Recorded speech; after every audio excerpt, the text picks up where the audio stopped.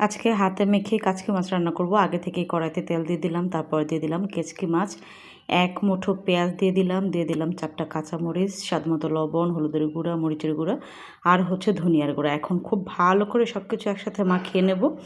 এগুলা ছেনি দিয়ে নাড়াচাড়া করলে অনেক সময় কাচকি মাছ ভেঙে যায়।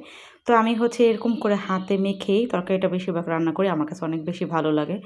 আমার বাবা যে এই মাছটা কত পছন্দ করতো, আহারে এই মাছটা যখনই রান্না করি ওনার কথা অনেক বেশি মনে পড়ে। মানে বাজারে কেচকি মাছ যখনই উঠতো তখনই নিয়ে আসতো। আর এরকম কোনো বাজার মনে হয় নেই, এরকম কোনো বাজারের দিন মনে হয় নেই যে এই মাছটা যে উনি আনতো না। মানে বাজারে দেখা মাত্রই উনি সবার আগে এই মাছটা কিনে নিত। যাই হোক, মেখে ছেঁকে পরিমাণ মতো ঝোল দিয়ে আরও 3টা কাঁচামরিচ দিয়ে দিলাম। একটু ঝাল ঝাল করে রান্না করতেছি।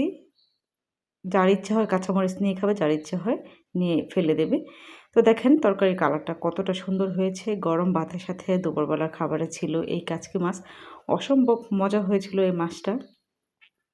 আপনারাও কি কাচকি মাছ এভাবে রান্না করেন? অবশ্যই কাচকি মাছের রান্নার ক্ষেত্রে এভাবে মেখে ছেঁকে রান্না করবেন, তাহলে দেখবেন খেতেও অনেক বেশি ভালো লাগবে আর একদমই ভেঙে যাবে না। যেহেতু এটা ছোট্ট মাছ আর অনেক নরম মাছ, তো এটা অনেক সময় ছেনি দিয়ে নাড়াচাড়া করলে মাছটা ভেঙে যায়। তো এরকম করে হাতে মেখে তারপর রান্না করবেন, অনেক ভালো লাগে।